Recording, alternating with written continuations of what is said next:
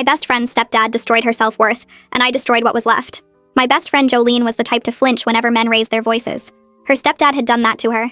Years of being told she was ugly and worthless, all from the age of 3. She told me this in sophomore year, crying in my bedroom after her 3rd panic attack that month. I held her while she shook and promised I'd help her heal. And I meant it.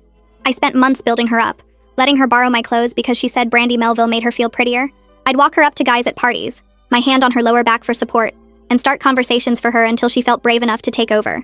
The first time she actually flirted back with someone, she grabbed my hand so tight I thought she'd break my fingers. But I was even happier than she was. So even when she flirted with my crush, I didn't care. She needed this more than I needed him. But then it happened with Dylan, then with James, then with every single guy I even looked at for more than 5 seconds. But I kept making excuses. If she needed to prove she could get any guy she wanted, even the ones I wanted, then that was part of her healing, right? But I started noticing other things too. The way she'd sit on my lap when guys were watching, like we were performing our friendship for them. And as soon as she got their attention, she'd laugh a little too loud at my mistakes. Remember when you tried to flirt with that bartender and then he told you he was gay? She'd say, and everyone would laugh, and I'd laugh too, even though my face burned. By June, I'd stopped telling her about my crushes. But we were still pretty close because she was the only person I felt like I could be my ADHD self with. So when she asked to be my +1 to my crush's pool party, I found myself saying yes. At the time, it felt like the right decision, because Jolene had spent the whole week hyping me up about my new bikini. "You look like a straight baddie," she kept saying. "Like, actually amazing. Your body is so tea." I believed her. I actually thought maybe this time I could talk to Noah without her stepping in. We were lying on the deck chairs when Noah's friend group arrived.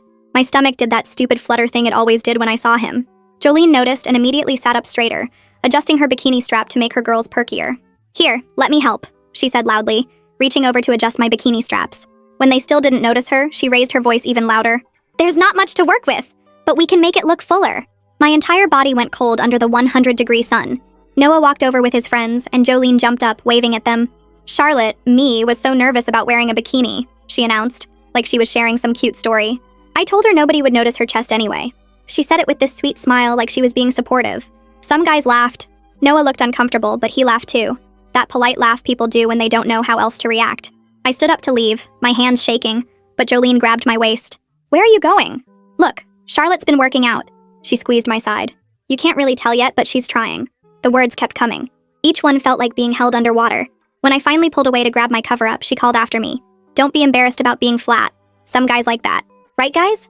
I locked myself in the bathroom and stared at my reflection. My eyes were red, but I wasn't crying. I was angry. Because that's when I understood Jolene wasn't broken. She was cruel.